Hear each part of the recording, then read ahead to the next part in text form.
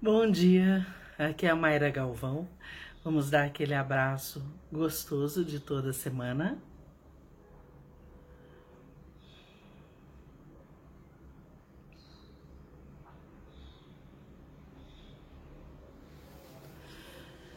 Ai, que delícia! Hoje a gente vai falar um pouquinho sobre comédia, sobre o fazer rir. Em primeiro lugar, eu vou depois mandar para vocês, tem um autor, o Henri Bergson, que ele tem um livro muito importante chamado O Riso. Existem vários tipos de comédia, vários tipos de riso, e quando a gente faz comédia também, a gente causa risos diferentes, né? Existem aquelas comédias que a pessoa gargalha, existe comédia que a pessoa fica, dá só um... Cada comédia tem o seu jeito de ser vista, de ser admirada. Geralmente as comédias elas também refletem, elas são com muita frequência de conteúdo social. Elas refletem de uma maneira irônica sobre geralmente as pessoas poderosas financeiramente ou sobre as pessoas que politicamente são poderosas e não agem de uma forma bacana. A comédia ela ajuda em vários aspectos, quem faz e quem vê. Muitas vezes ela salva vidas literalmente, né? Existem vários artistas que se vestem de palhaços, eu já fiz isso, aliás, que são artistas que se colocam à disposição de trabalhar em hospitais justamente para amenizar o sofrimento do outro. Então, no geral, a comédia ela serve muito para isso, para amenizar, para aliviar. Quando a vida tá difícil demais, você fala, eu quero ver um filme de comédia, ou eu quero ver uma peça engraçada. Às vezes você tá sofrendo tanto, e eu posso falar disso porque quando meu pai estava à beira da morte, não estava bem, e depois que ele faleceu também, eu não estava bem para ver nada mais trágico e dramático. Não que isso não seja bom, mas naquele momento o melhor para mim era ver algo mais leve, para relaxar um pouquinho que fosse. Então, eu tô falando isso porque assim, a comédia ela tem um significado maior também. Um significado de salvar a pessoa às vezes por dentro, que está num momento, num período de sofrimento, que não está bem, ou para pensar socialmente, politicamente, o que está acontecendo em volta dela e fazer uma reflexão, uma ironia inteligente que faça o público raciocinar, pensar e eventualmente até votar melhor. Tem uma peça que chama O Inspetor Geral, que ela é excelente. Aliás, acho que eu nunca montei com os meus alunos, qualquer hora eu vou montar. Ela é uma peça excelente que ela mostra algo que é muito costume, né? As sociedades, o humor às vezes tem isso dele rir de algo que a gente normalmente odeia. Aí ele mostra aquilo com humor e a gente consegue engolir aquilo que a gente odeia e falar, tá, isso acontece, como é que eu vou agir com isso? Consegue pensar melhor a respeito de algo que faz, que a pessoa não acha bom, não acha correto, não acha bacana, políticos desonestos e assim vai, né? Poderosos de alguma forma que tentam menosprezar o mais humilde, o que aparentemente não pode ajudá-los. Então a comédia ela é bastante crítica, no geral. Existe aquela comédia que é mais delicada, também que é mais lírica, que ela tem uma poesia nela. Então, muitas vezes trabalho de palhaço, em circo, tudo, tem muita poesia. A comédia pode ter muita poesia e é muito bacana.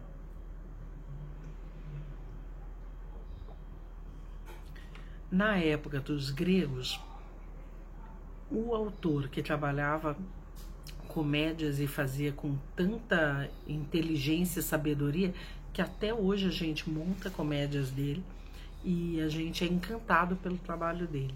É o Aristófanes. O Aristófanes, ele fez peças que até hoje as pessoas montam e riem, e você vê que o mundo em algumas questões não mudou tanto.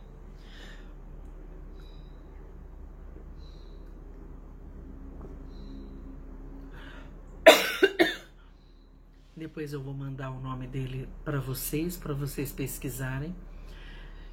Tem uma peça chamada Lisístrata, que ela é tão genial que até hoje ela é um aprendizado para quem quer que veja e que entenda ela.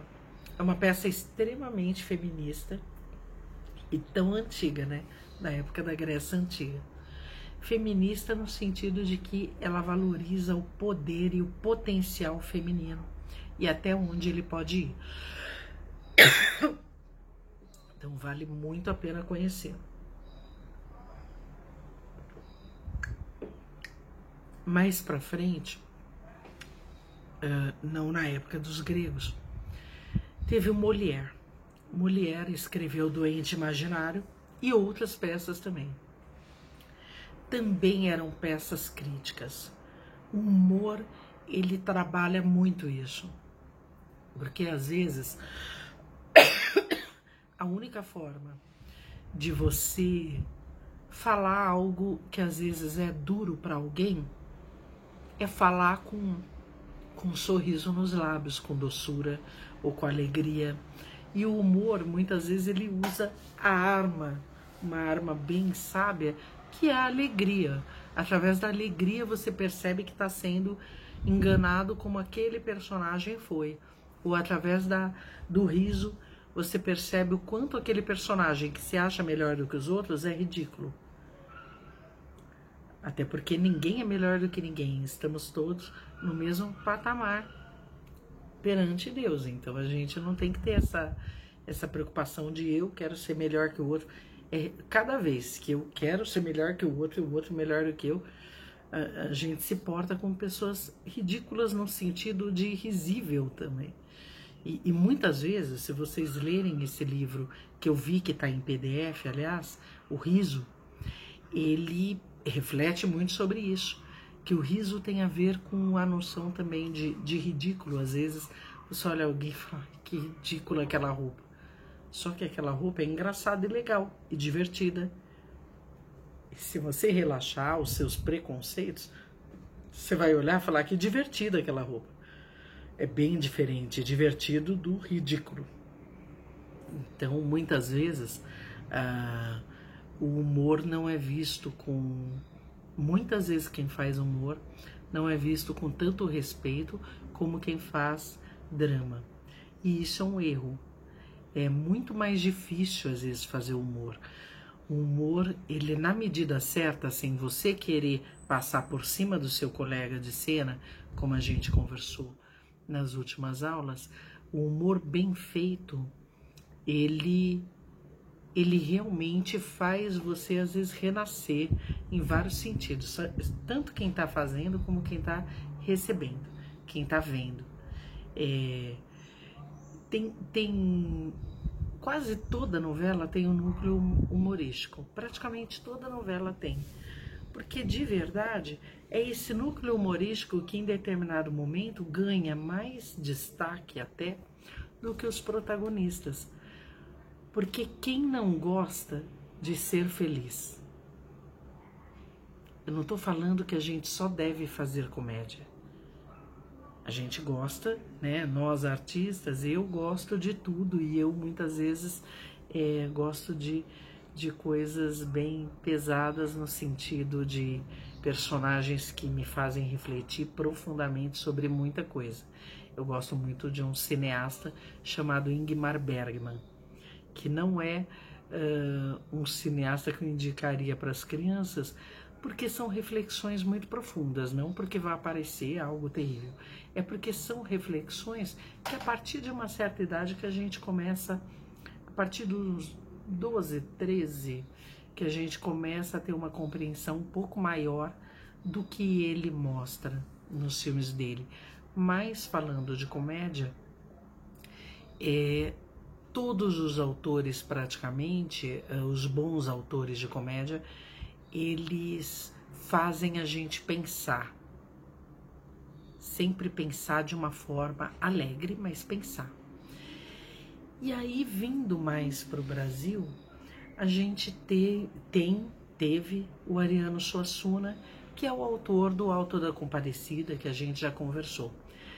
Tiveram vários autores aqui, Martins Pena, teve muita gente. Existem os autores mais modernos, existe o Miguel Falabella, existe muita gente que escreve humor e que escreve bem. Mas assim, o Ariano Suassuna, eu acho que ele captou a alma do brasileiro e ele faz a gente rir, pensar e chorar.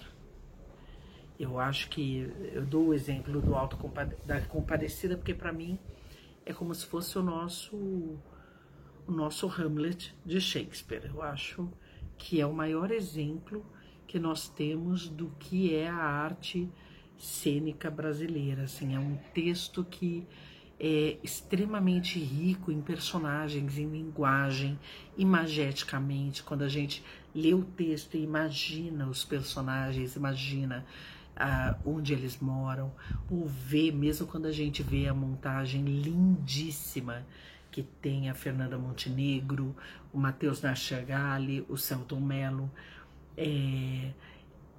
a Denise Fraga, que é uma atriz brilhante de comédia, o Marco Nanini, aquele ator que a gente conversou na outra aula, só tem ator brilhante nesse trabalho, e é um mais engraçado que o outro. O tipo de interpretação é mais exagerada.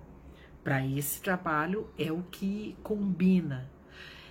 Tem várias comédias de filmes americanos dos anos 50, 60, por aí. Tem uns filmes com Cary Grant, tem uma comédia com a Katharine Hepburn, que ela é uma atriz maravilhosa. Eu vou mandar isso escrito para vocês depois no WhatsApp. Ela era uma atriz brilhante, uma das maiores atrizes de todos os tempos da história do cinema. E ela fazia drama, tudo com brilhantismo, tragédia e humor. E tem uma comédia que ela fez, que eu não lembro se era James Stewart que estava com ela ou Cary Grant. Acho que um dos dois. Que eles faziam um casal e eles falavam muito rápido. E é um humor, tem muitos trabalhos de humor que eles são, que os personagens falam rápido. E o humor tá nisso. Que nem essa Tata Werneck, ela fala rápido demais. E às vezes, não estou falando que o humor tem que ser assim, mas existe um tipo de humor que é assim. Então no filme eles falam rápido e aquilo dá um ritmo gostoso e engraçado no filme que é divertidíssimo de ver. Então só que é mais sutil do que o Alto da Compadecida, por exemplo, em interpretação. Então é importante vocês observarem os tipos de comédias que existem, os tipos de interpretação para comédias que existem. Aquela coisa exagerada e uma coisa mais clean, mais refinada, né? Dizem. Tem um filme que para mim, né, humildemente, é a comédia que eu mais gosto de ver e rever. Todas as vezes que eu vejo, eu dou muita risada. Mas tem milhões de comédias por aí. Tem um filme que chama Convidado Bem Trapalhão, com Peter Sellers, que é um ator extraordinário, maravilhoso, que fez um monte de filme clássico, que é um gênio. Um Convidado Bem Trapalhão é muito engraçado, assim, e tem aquela crítica social também ali, tudo. Então, um filme que a gente também reflete sobre aquilo que está acontecendo ali.